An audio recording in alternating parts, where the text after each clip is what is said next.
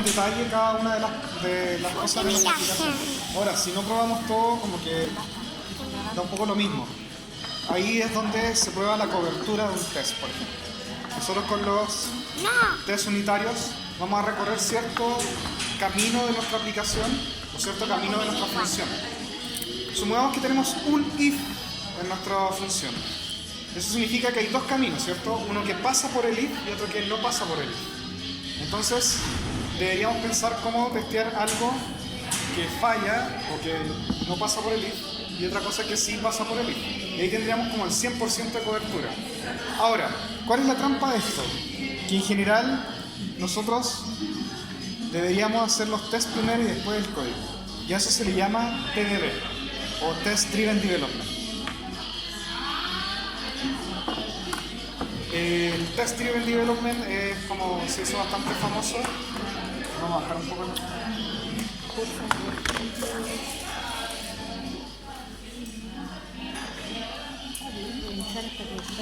se hizo bastante famoso porque permite hacer diseño junto con los tests. Es como decir, partir primero como diciendo yo quiero algo para transportarme, no digo quiero un auto, sino que digo quiero algo para transportarme. Y después digo quiero algo que me transporta a mí y a mi señora, por ejemplo, y a mi gata. Entonces ahí ya digo, ya, quizás necesito algo un poco más grande, ¿cierto? Mi gata es igual gorda. Entonces, si voy haciendo esos tests, por ejemplo, primero necesito transportarme, que me lleve de A a B. Y paso el test, y después cuando agrego a mi señora y a mi gato, ya no paso el test, ahí descarto al tiro algo. Ese algo puede ser, por ejemplo, una bicicleta chica, una bicicleta de pista, porque tiene un asiento, no tiene nada más. Y un monopatín también se queda descartado porque lleva una persona. Y después digo, y también tiene que llevar carga. Entonces ahí empiezo a descartar cosas. Por ejemplo, ya no me sirve quizá un auto deportivo porque tiene dos espacios, no me alcanzan las maletas. Pero sí quizás una bicicleta con carro de arrastre. Entonces, la idea es que hagamos los test primero para que no nos centremos en una solución, porque es muy fácil caer que, no, un auto. Sin embargo, la bicicleta con carro de arrastre pasa de la prueba también. Y un auto con maletero grande también pasa la prueba. Y una camioneta también pasa la prueba. Entonces, hacemos los test primero y después el código, para que no nos pongamos a codificar cosas que no tienen diseño. Esa es la idea detrás. Sé que en la realidad no muchos hacen esto porque igual cuesta. La realidad es que los tests igual es código que no es código que va a funcionar de inmediato, es código que solamente está para probar el código. Y de hecho ahí está el meme, me está diciendo que necesito código para probar mi código y es como raro, ¿cierto? Y claro, la idea de los tests, y especialmente de los tests unitarios, es que sean cortos, sean lo más corto posible. Y un buen test va a tener como 3 etapas. Una es de obtención de datos.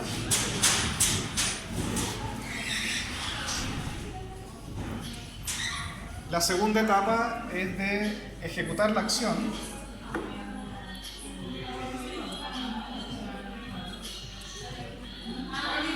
Y la tercera va a ser de testear los resultados o probar los resultados que deberían calzar.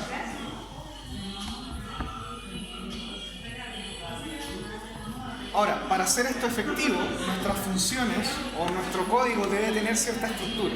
No podemos hacer funciones que hagan todo, por ejemplo. Yo no puedo hacer un componente que tenga toda la aplicación dentro del componente. No, caca, ¿cierto? En general, voy a preferir funciones que sean súper claras. Y en esto vamos a ir al contrato de la función. Una función súper clara debería tener en su nombre la acción clara que voy a hacer. Por ejemplo, yo no voy a tener la función obtiene e imprime todos los alumnos que tengan no sé qué cosas. No.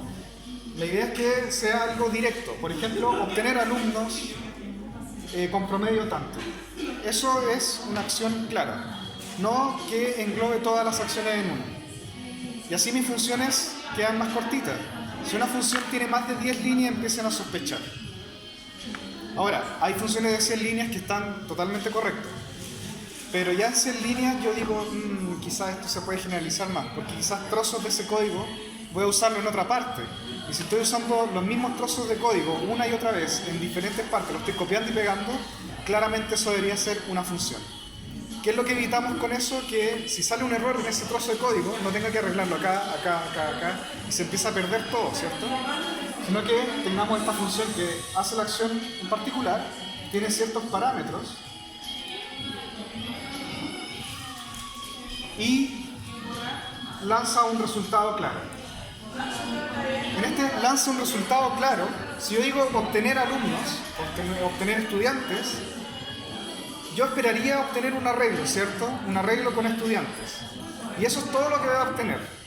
Si llega a fallar esto, me va a lanzar un error o me va a tirar un arreglo vacío. Pero siempre es un arreglo. Si yo espero, por ejemplo, que me dé el nombre de alguien, voy a esperar que el resultado sea un string, un texto. Y siempre voy a esperar que sea un string, no un número. Entonces esto me da cierta como predictibilidad de qué es lo que va a hacer la función. A este trío de cosas se le llama el contrato de la función. Al nombre, a los parámetros que recibe y al resultado que arroja. Y ese contrato de la función nos permite hacer tests súper claros. Yo ya no voy a testear si siempre me va a dar string, porque la idea es que eso sea dado, eso esté claro. Pero sí voy a testear que me dé el string que yo quiero. Y ahora test como que queda un poco más fácil, ¿cierto? Simplemente testeo las cosas que ingreso en la función y lo que sale. Y eso es todo lo que voy a testear. El otro tipo de test son los end-to-end, que creo que lo nombré al principio. Y son más para testear cosas en general. Cómo se lleva mi programa ahora como un todo. En la integración de todas estas funciones. Y end-to-end clásicos son, por ejemplo, test hacia una API. Yo espero que si yo llamo a una API, por ejemplo, ustedes hicieron la de LOL, ¿cierto? La de Pokémon. Si yo llamo a la API de Pokémon y le pido el listado de Pokémon, me da el listado de Pokémon. Y eso es end-to-end porque ya no estoy testando una función, estoy testeando un sistema completo.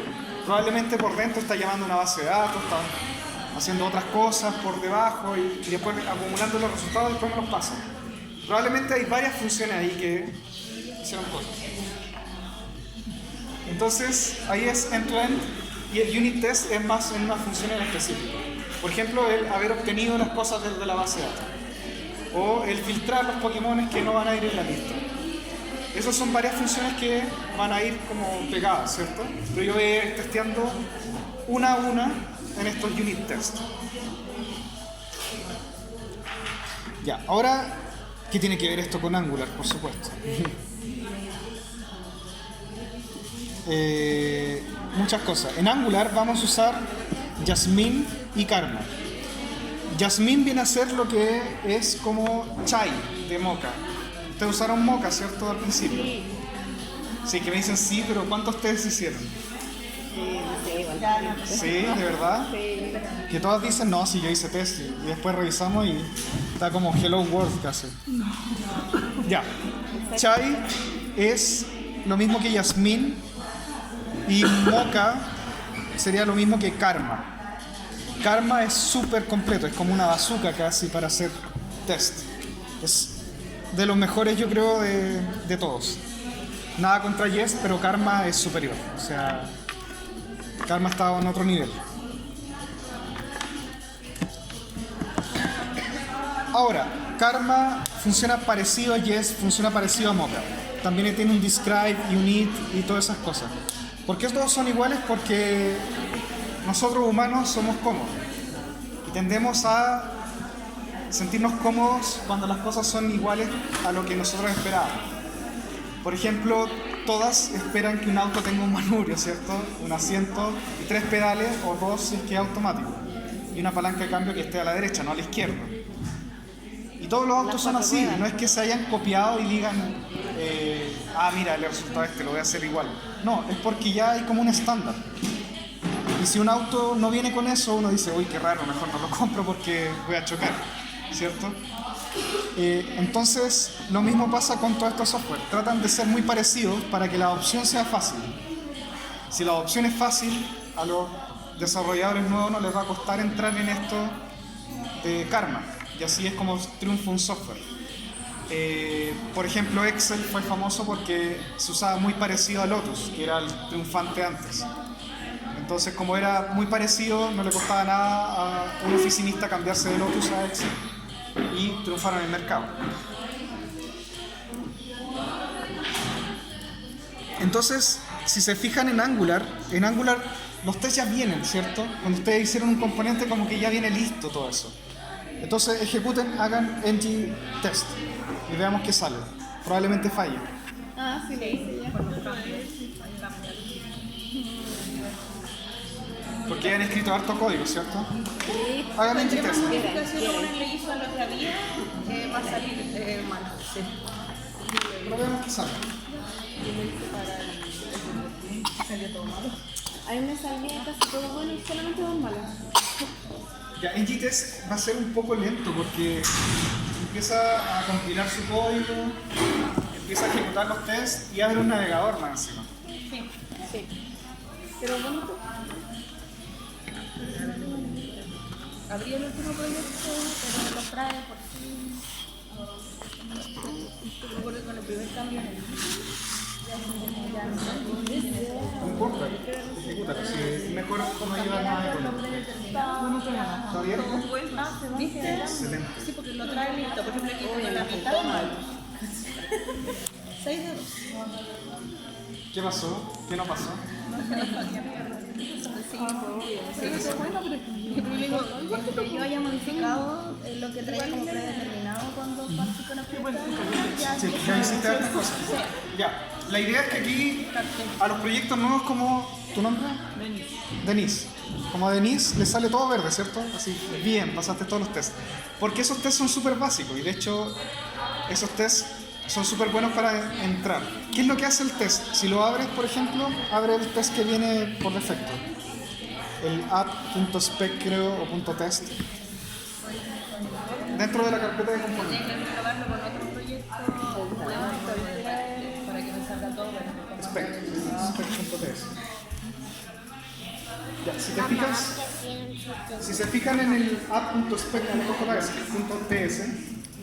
no han hecho ninguna modificación ahí, ¿cierto? Prueba solamente algunas cosas muy básicas, como crear el componente app component. Después hace un component instance, que es para simplemente instanciar. Luego espera que la app no sea nula. Ese to be truthy, todo lo que es distinto a null, undefined, cero o falso es verdadero. Porque JavaScript así está diseñado. Y si se fijan, después le saca a la instancia del componente el título y espera que sea el mismo título que habían puesto en la aplicación. No testea nada. No testea nada, ¿cierto? Ya, pero aunque ustedes lo vean y crean que no testea nada, testea mucho. Testea al menos que la aplicación corra. Y eso ya es básico. Eso ya es bueno. Ahora, si te falla, como tu nombre es... Ya, Gabriela ya instaló Firebase. Y en Firebase ustedes tienen que hacer inyección de dependencia, ¿cierto? Ponerlo en el constructor del componente. Ahí se vuelve una dependencia. Y como es una dependencia, ustedes en el test tienen que ponerlo como dependencia. Parte de lo que sale al principio, ese testbed que sale ahí al principio, ¿lo pueden ver?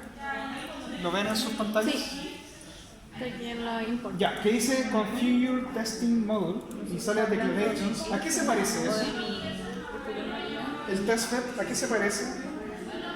¿Lo carga todavía? ¿De qué onda? No, pero ve el archivo nomás, el spec. Hay un testbed, Configuration Test en Gmode. Era en app. Ah, te me pegó. Vean el testbed. Es como lo que sale en el engine. Es como lo que sale en el Engine Model, eso mismo. Exactamente eso. Si se fijan, el testbed es muy parecido, por no decir igual, a lo que sale en el Engine Module, o sea, en el app.module.ts. Entonces, si nosotros dependemos de Firebase, vamos a tener que agregar las mismas cosas ahí, tal cual como las agregamos en el appModel.ts. Si tú haces eso, te va a funcionar el test inmediatamente. Entonces, cada vez que ustedes usen un módulo externo, por ejemplo, Material UI, Firebase, lo que sea, que tenga que declararse, incluso componentes externos que tengan que poner en el appModel.ts, póngalos ahí también en el test. Onda Bootstrap. Bootstrap, por ejemplo, no sé. Todas las cosas que ustedes usen y que tengan que poner en el appModel.ts, escríbanla casi tal cual como aparecen ahí en GTest. Ahora, ¿qué es lo bueno? Por ejemplo, en el appModel.ts, Firebase, uno tiene que poner una configuración, ¿cierto? Nosotros podemos tener un environment de test y tener un Firebase de test. Cosa de ser como nuestro campo minado, donde podamos hacer test, un desierto, y sin preocuparnos de tocar la base de datos de producción. Porque imagínense, está haciendo los tests, testeo borrar todos los usuarios. No, todo mal.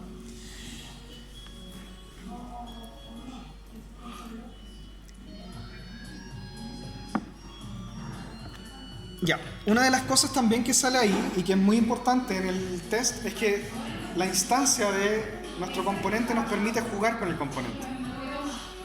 Entonces, si por ejemplo tenemos una función dentro de nuestro componente que hace esto, que es simple, que recibe ciertos parámetros y vomita ciertos resultados, entonces podemos probarla directamente desde la instancia, no como por ejemplo si mi componente se llama componente y no pongo componente.mifunción, sino que primero tengo que sacar la instancia, que ahí está, la ven en la línea, ven el primer test. Lo primero que hace es crear una nueva instancia del componente. Y ustedes dirán, ¿qué se refiere a esa instancia? ¿Por qué tengo que hacer eso? Cuando ustedes escriben un componente, en verdad no están escribiendo un componente, ¿cierto? Si ustedes, por ejemplo, están haciendo el componente gatito, no están haciendo un gatito, sino que están escribiendo más o menos como la receta para hacer un gatito. Entonces, la instancia se refiere a crear uno de estos gatitos. Pero los gatitos pueden tener ciertas diferencias, ¿cierto? Por ejemplo, si estamos haciendo un componente que es un botón, pero el botón de diferentes colores, yo le pongo el color ahí cuando estoy creando el componente, por ejemplo, en los atributos. Entonces, cuando yo escribo ese componente, estoy escribiendo la receta para hacer estos botones de colores. Pero cuando yo hago el test, tengo que hacer una instancia de esto. Ahora, un botón en particular. Entonces, el componente, nuestra clase, nuestro código.ts es la receta. Y cuando yo saco la instancia, es ya un botón en particular. Lo mismo que si dijéramos que todos somos humanos, ¿cierto? En esta mesa. Pero yo soy una instancia en particular, que soy hombre, 1,70, no sé, Aries, cosas así. Mientras que ustedes son una instancia en particular de humano, son mujeres, no sé si son Aries, pero ahí hay una Aries. No, Virgo Otro acá, signo. la Virgo, etc. Instancias distintas, pero Paso el dato a una todas semana. compartimos la misma receta, ¿cierto? Humano. Entonces después yo puedo ejecutar las funciones. Y cuando la ejecuto después puedo hacer el expect. Ese expect tanto to be algo, ¿cierto? To be equal, to be truthy, no sé. Y ahí pueden buscar en Jasmine toda la API que les permite comparar uno con otro. ¿Qué más? Ustedes pueden simular clics y para eso les voy a poner otra guía. Y ahí ya el test se empieza como a borrar la línea, ya no es tan unit test, pero estamos todavía adentro, ¿sí? Sí, es lo que no queremos mandar ahora.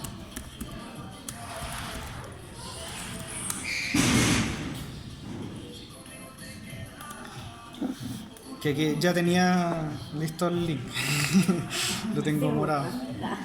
Que esto ya la hice en la otra. Entonces cuando ustedes simulan clics, tienen que primero, ahí les mandé frontend SSL y hay pancitos así. Voy a evitar las no versículos. ¿Qué tal? Oli. Mis ojitos. Ya, ahí simulando eventos. Entonces, de todas maneras, yo tengo que instanciar el componente. De eso no me voy a salvar nunca. Ahora, fíjense en la guía, el primer ejemplo que dice fixture debug element.query by CSS ble ble ble.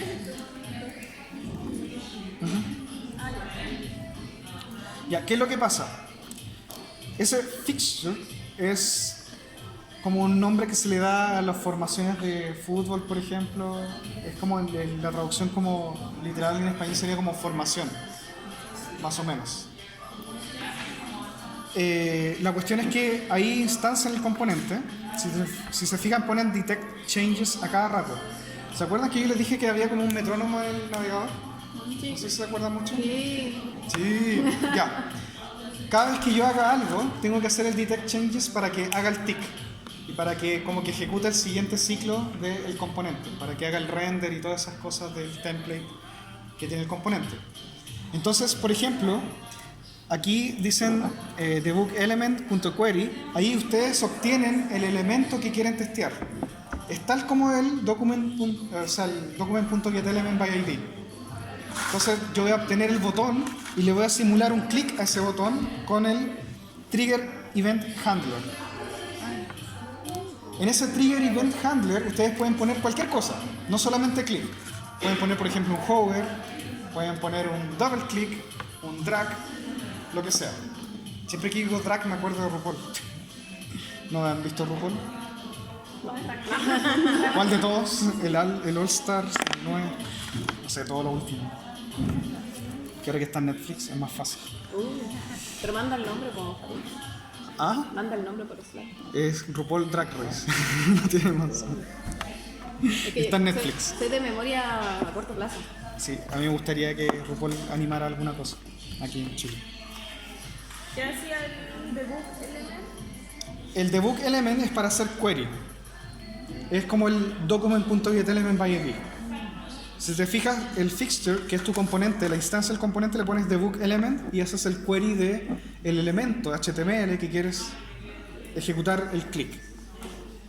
Entonces, cuando hago el detect changes, algo va a cambiar, ¿cierto? Si yo hice clic en el botón, quizás ejecuté una función o algo pasó dentro de mi componente y cambia quizás las propiedades del componente. O cambia el estado, o cambia algo dentro y después yo puedo testear eso. Si por ejemplo cambié una propiedad, hice clic y ahora en vez de false tiene true el open menu, por ejemplo. Tiene una propiedad open menu que es un boolean que abre el menú, lo cierra. Después de hacer el clic yo esperaría que ese open menu esté en true. Entonces ahí yo le hago el expect mi componente punto open menu to be true. Y esos test no tienen que ser más complejos. Si se ponen más complejos ya es como adiós test, no tiene sentido. Porque tiene que ser algo de hago esto, pasa esto.